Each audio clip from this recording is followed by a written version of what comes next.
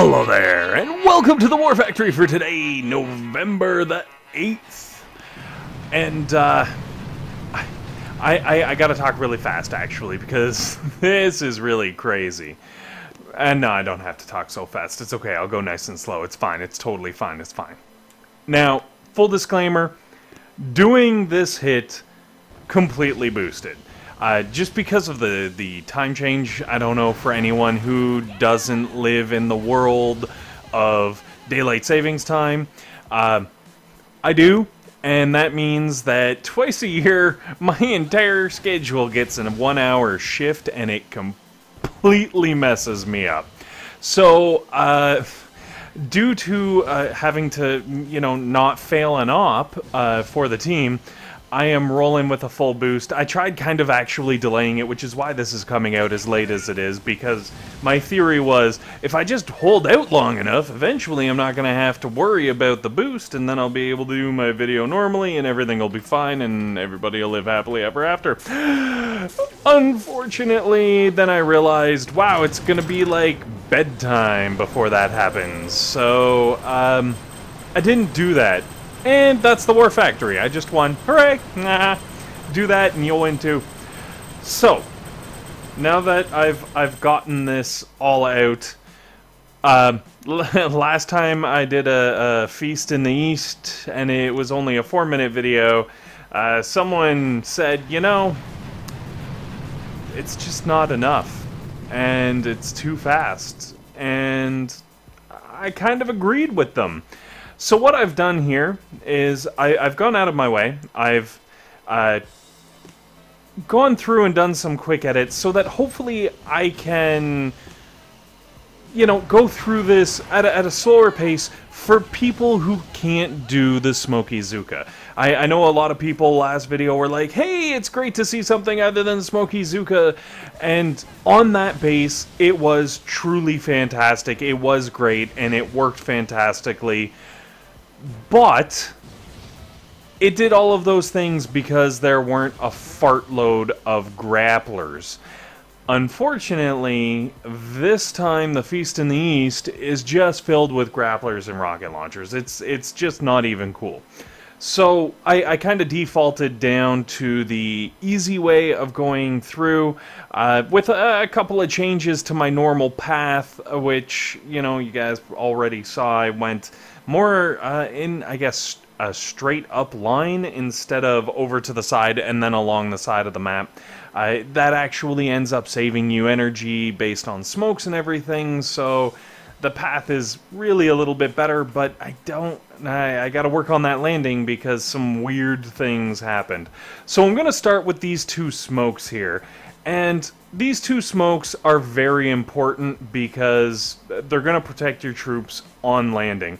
And as you can see, I placed them so that the left smoke, the fattest part of the smoke, is right on the line at the water where my troops are going to be coming in, and just touching the corner, the other side of the corner, whatever you want to call it. And then the second one did very similar. I squished it in a little bit because I did want to provide a little extra cover right to the tip.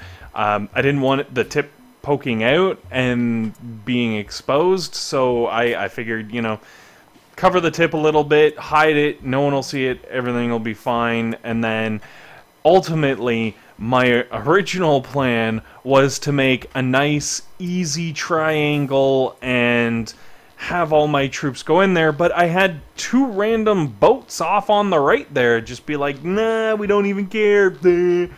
So I had to throw out an emergency smoke. That was a quick recovery. It really all comes down to the pins that you see there. So like all of my troops are gathering up on these pins, and depending on where those pins are influences where the boats are going to land. I have a feeling, unfortunately, it might be just like a 3 smoke. You know, you got no choice. I lucked out this time because nothing really saw my troops landing before I got that smoke down. But if you don't get that smoke out fast enough, things can get kind of sketchy. So throw out that third smoke on the landing, maybe buffer the corner where I did the double a little extra just to make up for it. And then ultimately what's going to happen is you're going to throw down a fourth smoke or a third smoke, depending on how well your landing goes, and all your troops are going to gather up under that smoke. Now, it is vitally important that you don't let your troops group up in that smoke for too long, because what'll happen is they all kind of collapse in on the pins, but then they start going and spreading back out in the smoke.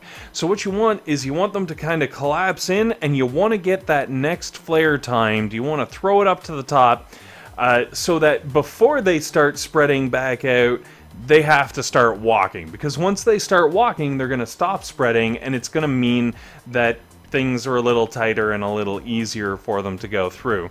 So in a normal speed, the landing, you can see that, you know, I got a little bit of peeking, but that's okay.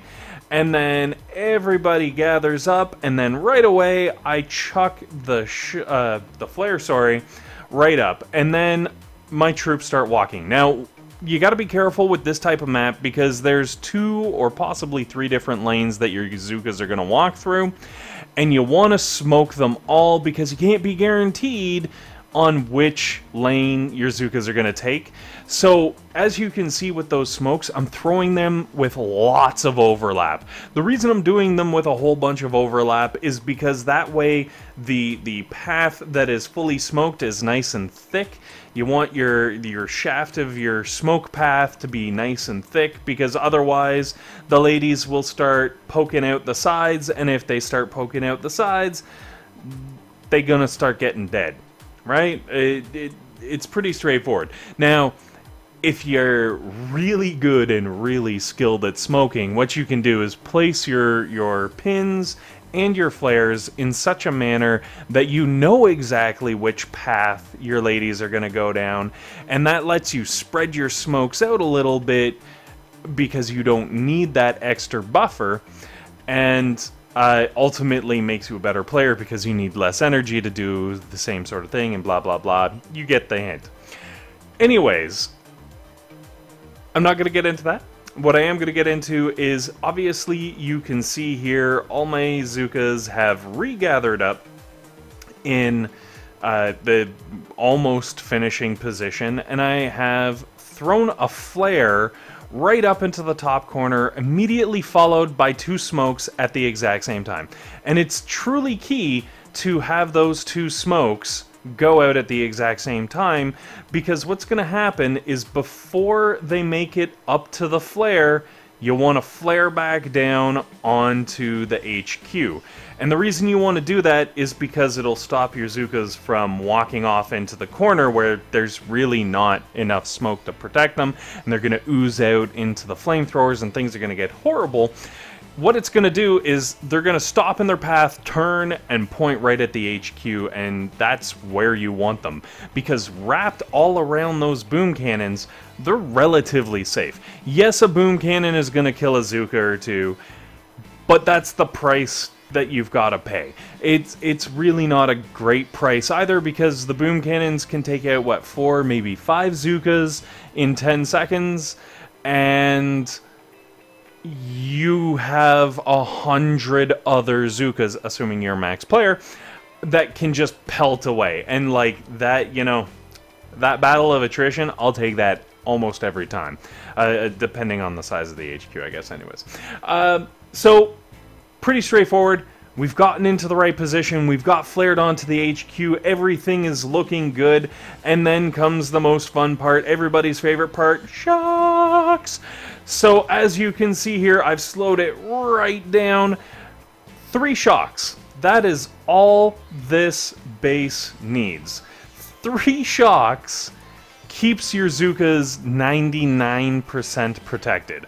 So, just to cover where those 3 shocks are, because they are critical, and actually even the order that they're thrown in is pretty critical.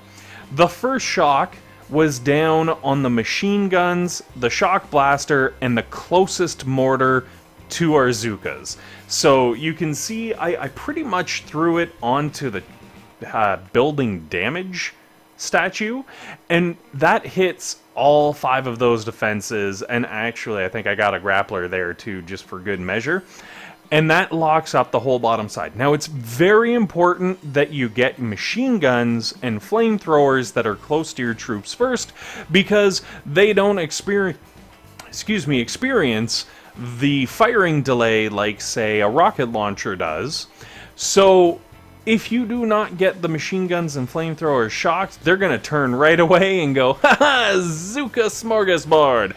And just, like, go to town. It's like a death buffet. You don't want to be part of it. Well, at least on the receiving end.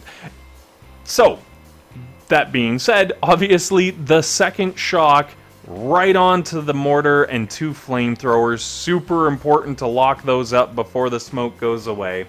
And then the third and final is over on the 5-pack of lasers and Doom Cannon. Now, this shock is probably the most difficult shock, especially if you're trying to do it quickly, but it is fully doable. And as you can see, there's the one laser that's kind of dented in because of the building health statue. If you get just on the edge of that, because it's right in the middle, so you want right in the middle of that laser and right on the edge. And what that does is it shocks the entire 6-pack. Now, if you are not a pro at ops and have done this shock a trillion times, dial up a buddy, get them to throw up the friendly challenge with 6 buildings right near the shore, so that basically you can just sit there and just practice. Just practice over and over. Just throw shock after shock. It's the perfect time to practice these shocks because they're half price. So you can even throw more shocks per fake attack. And then once you're out of energy, just retreat, go back in, attack again, and repeat until you've got this shock to the point where you can do it in your sleep. I can't do it in my sleep, but I'm working on it. I'm trying to get there. Give it time. Anyways, once you've got the 3 shocks, boom, boom, win. That's it. It's as simple as that. It's a super easy and super cheap war factory. You don't have to worry about flooding out your troops and wiping out a full set of Chrism. You can just go in with what you've got and pop it. I lost 6 Zookas, I think. I don't even... like, technically, if the War Factory got intel based on my attack, I don't even think the War Factory would have gotten intel. I don't know. 6 is, like, right on that border, because I know it's half a boat. Anyways, I'm not gonna worry about that. The point is, if you follow this, it will work for you. I promise. It might take a little bit of practice, but just try it out. You got a couple of extra attacks. If it takes all 5 and you're just like getting 1 round off of Zookas every time, it will drop for you. And just to flip back, because I also did not mention this with the shocks, very important when you're throwing the shocks to time them just right with the smokes. So you can see I start throwing the smokes just a little bit past 9 o'clock. So if you look at the little circle in the middle of the smoke, you consider that a clock face. You can see I threw just after 9, 9:30, 10-ish. And because of the size of the War Factory, when I throw them at that time, the shocks end up hitting just as the smoke disappears. And I'm really afraid, because lasers are a lot faster of a delay, or a lot shorter of a delay. They react faster than things like, say, a rocket launcher or a boom cannon or something like that. So I really wanted to make sure I got that 3rd shock in with enough time that I could throw an emergency shock if I missed one of the lasers before the smoke was fully clear and I was down a whole bunch of Zookas. Anyways, guys, this is obviously a lot more in detailed and technical than usual, so I really do hope this is helpful for people who are afraid to try the smoking. of Zookas, because other smoking's bad, okay? And hopefully it was entertaining, and most importantly, as always, hopefully you guys have a fantastic day.